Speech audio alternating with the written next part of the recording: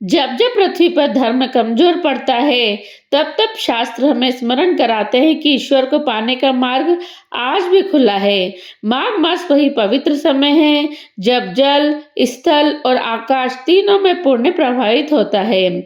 आज हम माघ मास महत्तम के अध्याय 15 और 16 का श्रवण करने जा रहे हैं, जहाँ भगवान स्वयं यह बताते हैं कि श्रद्धा से किया गया छोटा सा धर्म भी जन्म जन्मांतर के पापों को नष्ट कर देता है।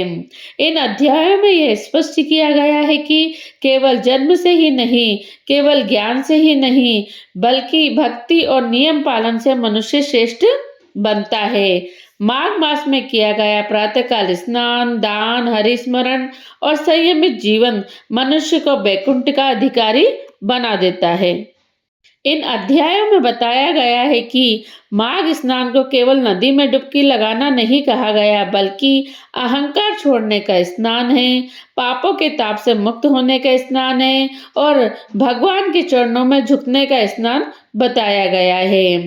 अध्याय 15-16 हमें यह आश्वासन देते हैं कि यदि कोई व्यक्ति गरीब है, अशक्त है या अधिक साधन नहीं रखता, फिर भी यदि वह सच्चे मन से मार्ग धर्म का पालन करता है तो भगवान उसकी भक्ति को स्वीकार अवश्य करते हैं। माघ मास में भगवान दूर नहीं रहते, वे भक्त के भाव में स्वयं प्रकट हो जाते हैं। आइए हम सब मिलकर श्रद्धा, नियम और भक्ति के साथ माघ मास महत्तम अध्याय 15 एवं 16 का पावन श्रवण करें। 15वां अध्याय शुरू करते हैं। राजा कार्तवीर्य बोले, हे भगवान, आपने जो कहा है कि एक माघ स्नान से विकुंडल पाप रहित हुआ और दूसरे माघ स्नान से स्वर्ग पहुंचा, स्वर्ग कैसे गया, कृपया मुझसे कहिए। दत्तात्रेय जी बोले, हे राजन, जल को नारापण कहा जाता है क्योंकि वह स्वभाव से निर्मल, पवित्र, सफेद, मल नाशक, द्रावक और दाह नाशक होता है।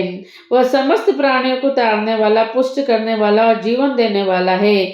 जिस प्रकार ग्रहों में सूर्य, नक्षत्रों में चंद्रमा श्रेष्ठ है, उसी प्रकार मासों में माघ मास को श्रेष्ठ माना जाता है। माघ मास में सूर्य मकर में प्रवेश करता है। उस समय मोक्ष पद जल में स्नान करने पर पापी तक स्वर्ग को पा जाते हैं। ऐसा योग दुर्लभ होता है। यदि पूरे माघ मास स्नान करना संभव न हो तो केवल 3 दिन स्नान करना श्रेष्ठकर है।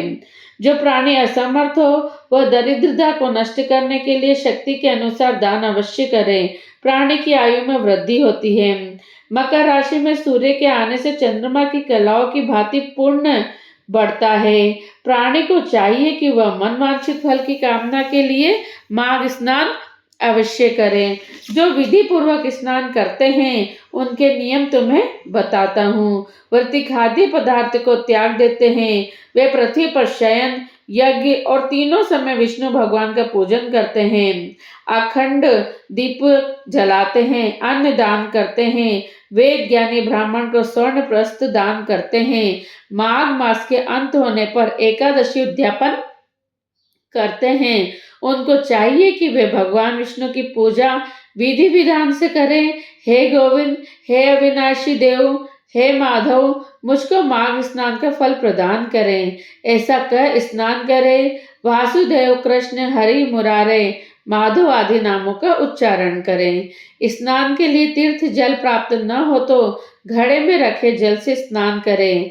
अन्य वस्तुओं के साथ अन्न दान करें। ऐसा करने से प्राणी नरक से नहीं जाता, नरक में नहीं जाता है। जो जल को गर्म करके स्नान करते हैं उन्हें 6 वर्ष स्नान का, कुएं पर स्नान करने से 12 वर्षों के स्नान का, तालाब स्नान से उसको दूना, नदी स्नान से उसको चौगुना, महानदी स्नान करने पर 100 गुना, संगम स्नान करने पर 400 गुना फल प्राप्त होता है। जो माघ स्नान प्रतिदिन करता है वह 1000 मुद्रा, वह 1000 गोदान के पुण्य के बराबर माना जाता है। यहाँ समाप्त होता है हमारा 15वां अध्याय। अब स्टार्ट करते हैं इसका 16वां अध्याय। दत्तात्रेय जी बोले, हे राजन, प्रजापति बड़े बड़े पाप नष्ट करने के लिए प्रिया की रचना की है। तीर्थराज प्रिया का महत्म्य बड़ा ही पवित्र है। श्वेत और नील जल के संगम पर स्नान करने से प्राणी के महान पाप भी मात्र जल स्पर्श करने से नष्ट हो जाते हैं। गंगा जी का श्वेत जल, यमुना जी का नील जल और सरस्वती के श्वेत जल से बना यह संगम महान पुण्य देने वाला माना जाता है। भगवान विष्णु को प्रयागराज परम प्रिय है।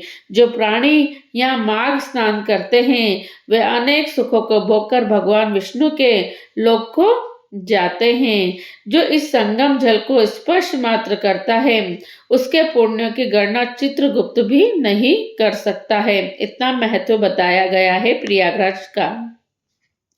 100 वर्ष तक निराहार व्रत का फल केवल 3 दिन माघ स्नान से पूरा हो जाता है। यदि आप संगम में स्नान के बराबर माना जाता है। यदि 100 वर्ष तक निराहार व्रत का जो फल है वो बराबर माना जाता है, 3 दिन माघ स्नान के संगम के स्नान के बराबर माना जाता है। माघ में नित्य स्नान का फल सूर्य ग्रहण के समय कुरुक्षेत्र में सहस्त्र तोला स्वर्ण दान के समान माना जाता है। माघ में प्रयाग स्नान करने का फल सहस्त्रों राज सूर्य यज्ञों के फल के समान माना जाता है। माघ मास में संसार भर के तीर्थ और सारी नदियां स्नान के लिए आती है।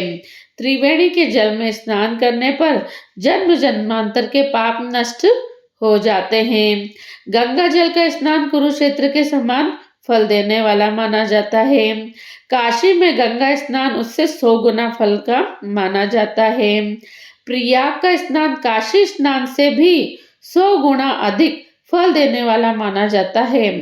उत्तर वाहिनी गंगा यमुना का संगम दर्शन मात्र से ही महाफल देता है एवं ब्रह्महत्या जैसे पाप भी नष्ट कर देता है। संगम स्नान करोड़ों जन्म के पापों को नष्ट करने वाला है। त्रिवेणी में स्नान करने के लिए माघ मास में ब्रह्मा, विष्णु, महेश, रुद्र, आदित्य, मरुदगण, गंधर्व, लोकपाल, यश, किन्नर, मैना हिमालय की पत्नी, अणमादि, सिद्ध, ब्राह्मणी, पार्वती, लक्ष्मी, शची, अदिति, दिति, समस्त देव नारियां, नाग पत्नियां, धृताची, मेनका, रंभा, उर्वशी, तिलोत्तमा एवं पितरगण इस कली काल में भी गुप्त रूप में स्नान करने के लिए आते हैं। माघ मास में त्रिवेणी में 3 दिन स्नान का फल अश्वमेध यज्ञ से भी कई गुना अधिक है। हे राजन, पापात्मा राक्षस की मुक्ति के हेतु कांचन मालिनी ने अपने माघ स्नान का फल दिया था। यहाँ पे समाप्त होता है हमारा 16वां अध्याय। इस प्रकार हमने माघ मास महत्तम का अध्याय 15 और 16 का पावन श्रवण किया।